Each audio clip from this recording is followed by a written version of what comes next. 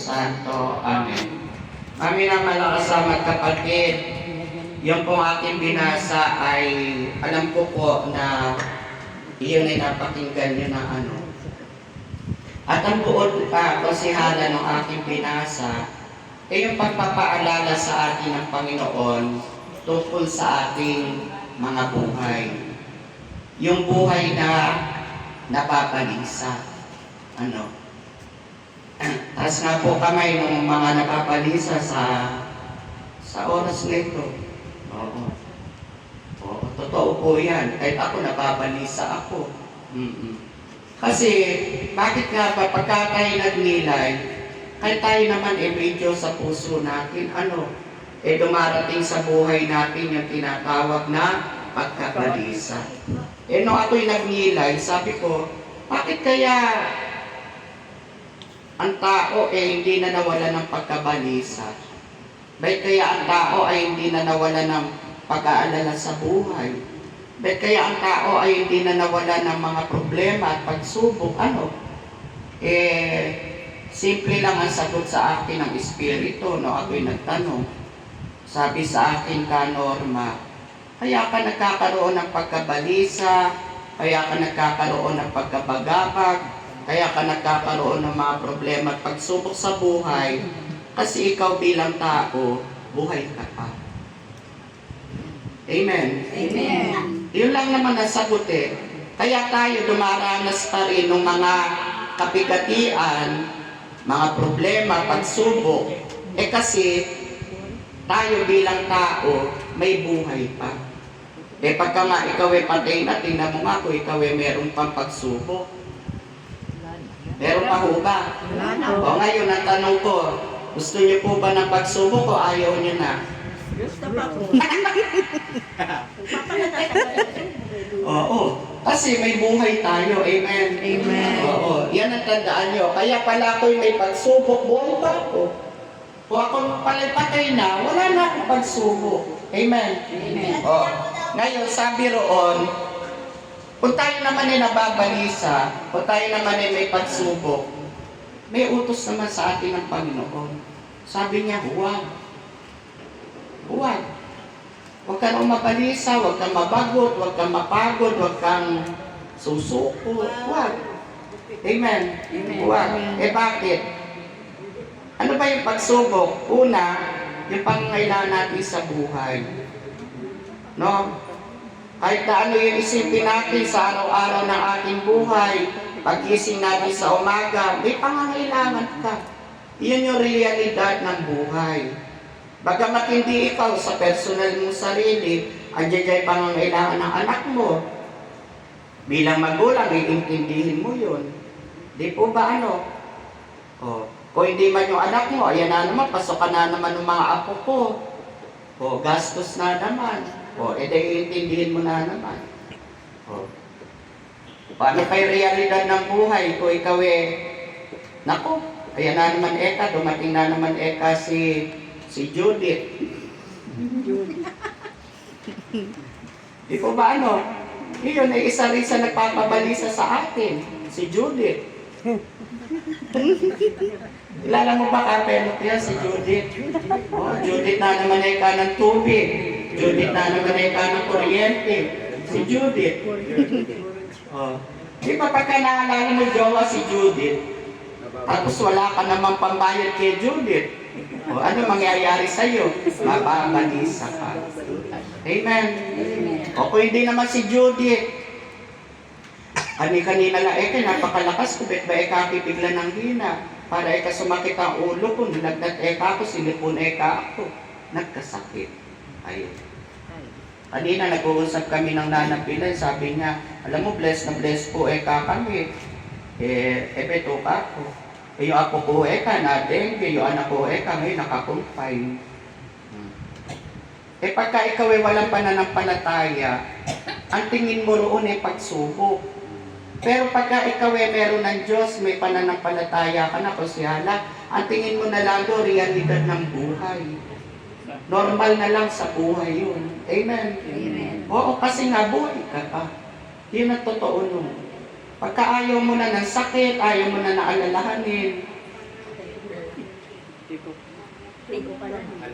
Oh, tawagan na natin ko, selfie ko, bye. Oh, ano pa? Ano? Kung ikaw ay may karamdaman, ano? Oh, tapos eri pa. Yung meron ka naman, pero kapos. Nangyayari ba sa inyo yon? Yung meron ako, pero kapos. Oh, ang mangyayari, mababalisa ka na naman. Ayan. Di po ba ano? Kaya, yung pagkabalisa, binabanggit ng Diyos, huwag. Pero darating yan sa iyo. Paano mo ngayon yan hahawakan? Titingnan mo na ngayon ang pagsubok, yung pagkabalisa, hindi na ito isang pagsubok, kundi ito ay realidad na lang ng buhay ko. Normal na lang ito sa buhay ko. Ito goes on, goes by, mangyayari sa buhay ko. Amen. Amen. O ngayon, kung dumarating ito, sabi ron, bawat pangyayari ay may kanya-kanyang panahon at oras. Totoo po ba yun? Bawat pangyayari daw ay may kanya-kanyang panahon at oras. Ano ibig sabihin nito? Tayo naman pag dumarating yung pagsubok, dadalangin tayo sa Panginoon, di po ba ano? Pero kung minsan, yung pagdalangin natin, imbis na lumalim yung pananampalataya natin bilang tagasunod, dahil doon sa pagsubok na dumating sa buhay mo, tila baga, imbis na lumalim pa, bumuhay. Dahil doon sa pagsubok. Yung pagkakapundasyon mo, no ikaw ay walang pagsubok, akala mo ay napakatatag mo na sa pananampalataya. Pero nung ikaw ay dumating doon sa unos, nung dumating itong si Karina, ay tungkod mo pala sa iyong pananampalataya ay mabuhay. Kaya nung sumalpok siya, tumba ka. Ayun. Hindi ganon. Ang itinuturo sa atin ng Panginoon, kung ikaw man ay dumaranas ng paigpit na pagsubok ng buhay, may pananampalataya ka na tagasunod ka na ng Panginoon. Pag dumating yung pagsubok sa iyo, imbis na napakababaw ng pananampalataya at mabuhay, laliman mo pa ang pananampalataya. Yan ang mensahe. Kung dumarating ka ron sa mga unos ng buhay, pagsubok ng buhay, kawalan ng pag-asa, huwag mababaw ng pananampalataya ang pairali natin, kundi yung napakalalim na pananampalataya na kung ako man Panginoon ay nananalangin sa iyo at ito man po ay hindi pa dumarating, paano mo palalalimin yung pananampalataya mo? O ito ang panalangin, bagamat hindi pa po ito ang oras ko, aantayin ko po ang oras na ibibigay mo para sa akin. Amen. Amen. May kanya-kanyang oras at panahon. Kaya nga nung kinausap ni Mama Mary yung kanyang anak, di ba, sabi niya, anak, wala na kang alak. O ano ang sabi ng Kristo? Huwag mo ako pangunahan ginang, hindi pa ito ang oras ko. Ako kuha nyo? May oras.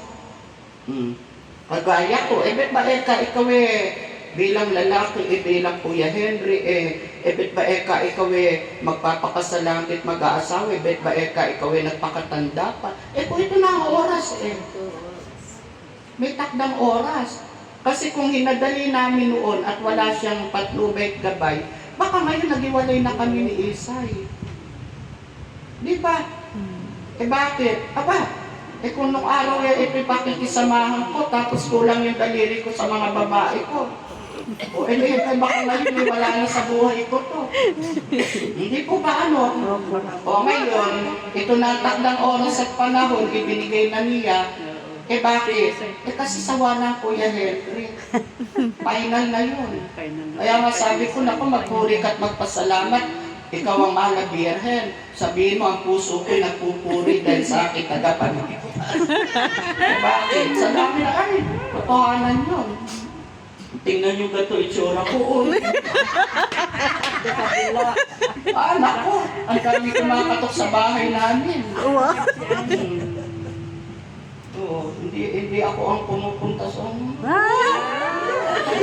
Galing ah. Oh, di ba? Bakit ganun? Ito na yung oras. Oh. Kung hindi siya nag-antay, hindi ako nag-antay, baka yung pamilya ko, baka ngayon may anak na kami, mag-suffer.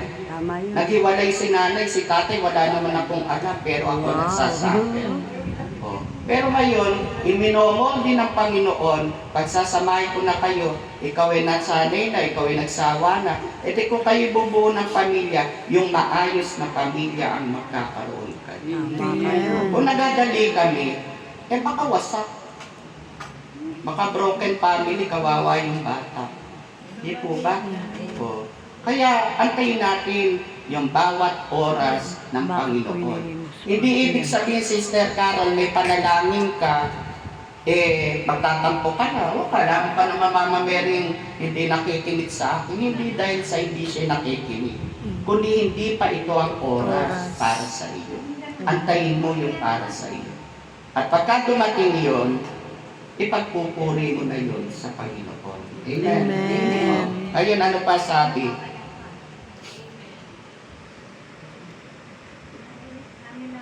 Hindi, kung nagawa mo na ang lahat, kung naisip mo na ang lahat, kung nakalapit ka na sa lahat, ngunit wala pa din, huwag kang sumuko. Yun ang sabi. Nagawa mo na lahat, naisip mo na lahat, nalapitan mo na raw lahat, pero tila baga wala. Ang mensahe sa atin ngayon, huwag kang susuko. Bakit? Sabi ron, dahil may magagawa pa ang Diyos. Ayun. Huwag kang susuko. Bakit? Dahil may magagawa pa ang Diyos. Ibig sabihin, kung nakalapit ka na sa lahat at wala yung nagawa, huwag kang sumuko. Bakit? Kasi may isa ka pang dapat lapitan. At ito'y walang iba kundi ang Diyos. Amen. Yung hindi nagawa ng mga nilapitan mo, o lalapit ka sa Diyos, siya yung makagagawa ng hindi nila nagawa. Bakit? Tunay nga, mayroong hindi magagawa ang tao, na ang Diyos lang ang makagagawa. Amen. Amen. Yung babaeng dinudugo, di ba, kung babalikan niyo yung kwento niyo, mayaman to. Lahat ng araw ng ari-arian niya, nawala na. Lahat daw ng magagaling na manggagamot, pinuntahanan niya. Oh. Pero may nabalitaan siya. Sabi niya, wala na yung nagawa yung kayamanan ko. Wala na nagawa yung karunungan ng mga doktor na pinuntahan ko. Pero hindi siya sumuko, Ate Tess. Ano ginawa niya? Nakipagsiksikan siya sa maraming tao kahit dinudugo siya. Bakit? May nabalitaan ako. Nagpapagaling yun. At yung pananampalataya ko ito, ano yung pananampalataya niya? Makalapit lang ako sa Kanya at maahawakan ko lang yung laylayan ng damit niya. Gagaling ako. Ano ibig sabihin nun? Wala na akong pakialam sa doktor. Wala na akong pakialam doon sa mga kayamanan ko. Lalapitan ko na lang yung kahuli-hulihang pag-asa ko. At iyon walang iba kundi si Jesus.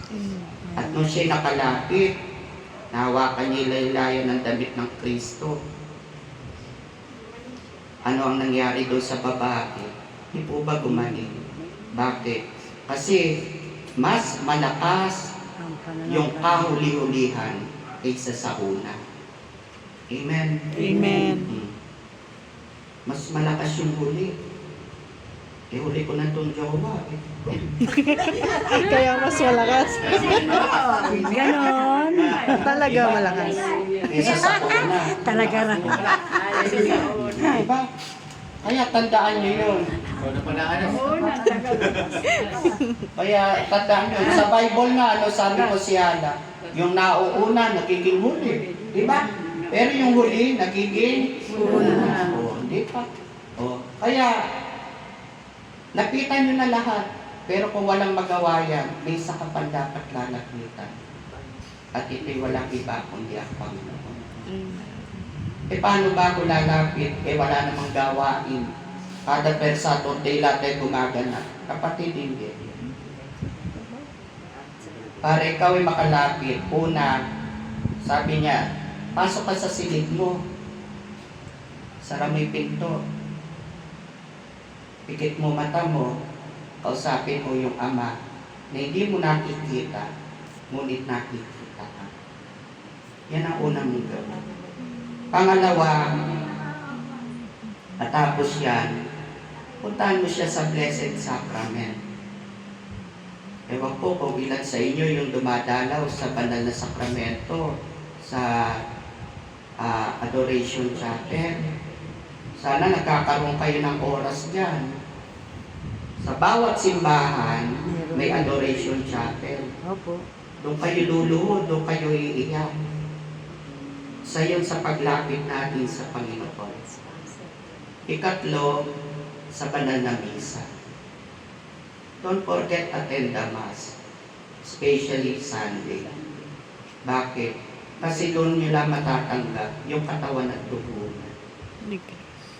Ano ba yung katawan at dugo? Para ako nung lumapit ako sa doktor, hindi naman ako gumaling doon sa papel. Pero nung binili ko yung nando doon sa papel at ininom ko, gumaling ako. Ano ibig sabihin nun? Iyon yung silbi nating kagalingan. Iyon yung silbi nating kagaanan, iyon yung silbi nating kapahingahan, ang banal na misa. Kaya huwag kayong makalilimot. Huwag niyong sasabihin na susunod na lang, wala pong oras, wala pong panahon. I-try ninyo. Lalo kayo, bigat na kayo sa mga pagsubok ng buhay. Punta kayo sa banal na simbahan. Punta kayo sa simbahan. Attend kayo ng Mass. Tapusin ninyo. Tanggapin nyo siya sa katawan at dugo. Tingnan nyo. Paglabas nyo, mapipil nyo. Parang gumaan. Bakit? Kasi nung pumasok kayo, kayo lang yun. Pero nung kayo umuwi, kasama niyo ang Diyos. Amen. Palakpakan nga po natin ito. Huwag kang susuko. Ngayon huli sabi ron, lumapit ka lang sa Diyos at antayin mo ang kanyang oras. Tsak yun, may magagawa siya sa buhay mo. Amen. Amen. Ano ang sabi ron? Lumapit ka lang sa Diyos. At sa paglapit mo, antayin mo yung kanyang oras. Huwag yung oras mo. Kasi pag yung oras mo, mapapagod ka. Pero ang antayin mo, yung oras ng Diyos. At iyak, pag dumating yun, sabi ron, Sandali lang. tapat ang Diyos, tiyak yun, may magagawa siya sa buhay. Amen. Yan lang. Pag ikaw ay lumapit sa Panginoon, antayin mo yung oras niya, at sabihin mo sa sarili mo, Panginoon, alam ko, may magagawa ka sa buhay ko. Amen. Amen. Sa pangalan ng Ama, ng Espiritu Santo. Amen. Amen.